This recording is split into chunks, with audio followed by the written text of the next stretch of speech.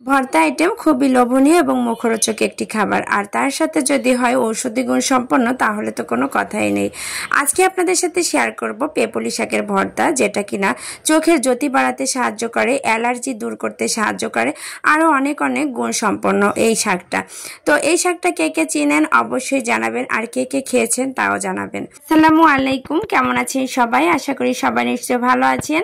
আলহামদুলিল্লাহ আমিও ভালো আছি, তবে একটু ঠান্ডা লেগেই আছে। আমার যেহেতু কোল্ড অ্যালার্জি, প্রায় সময় ঠান্ডা লেগে থাকে, আর এর জন্য আমি এই যে আজকে পেপুলি শাকের ভর্তা খাবো। আর এই শাকগুলো যত্ন করে কিন্তু আমার মাই গ্রাম থেকে পাঠিয়েছে, কারণ ঢাকা শহরে কিন্তু সচরাচর এই শাকটা পাওয়া যায় না।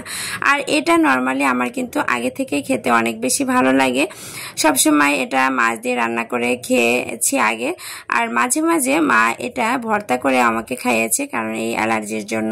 আর এবারও পাঠিয়েছে বাড়ি থেকে যে এই ডগাগুলো আমি যেন ভর্তা করে খাই, বাকিটা মাছ দিয়ে রান্না করে খেয়েছি। যাই হোক, তো আজকে ভাবলাম ভর্তাটা আপনাদের সাথে শেয়ার করি। যারা গ্রামে আছেন, যারা আমার ভিডিওটা দেখবেন, যারা এখনো এই রকমের করে ভর্তাটা খাননি, তারা অবশ্যই খেয়ে নেবেন, দেখবেন অনেক বেশি মজা লাগে, আর সাথে অনেক উপকারিতাও পাবেন।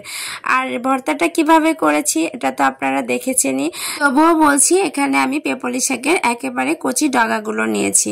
আমি নিয়েছি বলতে মাই আমাকে এভাবে রেডি করেই দিয়েছে বলতে গেলে। শাকগুলো অবশ্যই খুব সুন্দর করে ধুয়ে পরিষ্কার করে নিতে হবে, যদিও কিন্তু এই শাক একদম মাটির সাথে ছিল না, ডগা যেহেতু একটু উঁচু হয়ে মানে খারাপভাবেই ছিল, তো অতটা ময়লা ছিল না। তারপর আমি ধুয়ে পরিষ্কার করে নিয়ে পানিটা ঝরিয়ে তারপর সিদ্ধ করে নিয়েছি কাঁচামরিচ আর পরিমাণ মতো লবণ দিয়ে। আর রসুনটা অপশনাল, আপনার ভালো লাগলে দিবেন, না হলে স্কিপ করতে পারেন।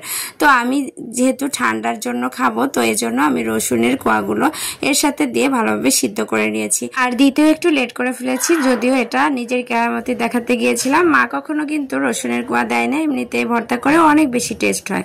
তো যাই হোক, আমি সব কিছু দিয়ে ভালোভাবে হাত দিয়ে মিক্স করে নিলাম। একদম ভর্তাটা মাখানো প্রায় শেষ।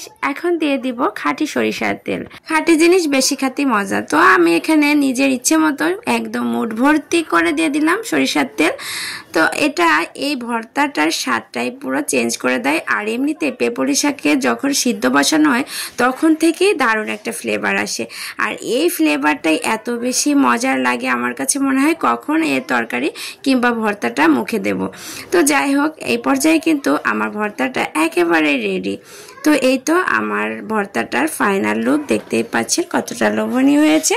এখন আমি গরম গরম ভাত দিয়ে পরিবেশন করলাম আর নিজেই খাওয়া শুরু করলাম, যদিও এখন খাওয়ার টাইম ছিল না। তো আজকের রেসিপিটা আপনাদের কাছে কেমন লাগলো অবশ্যই জানাবেন। আজকের মতো এ পর্যন্তই, আল্লাহ হাফেজ।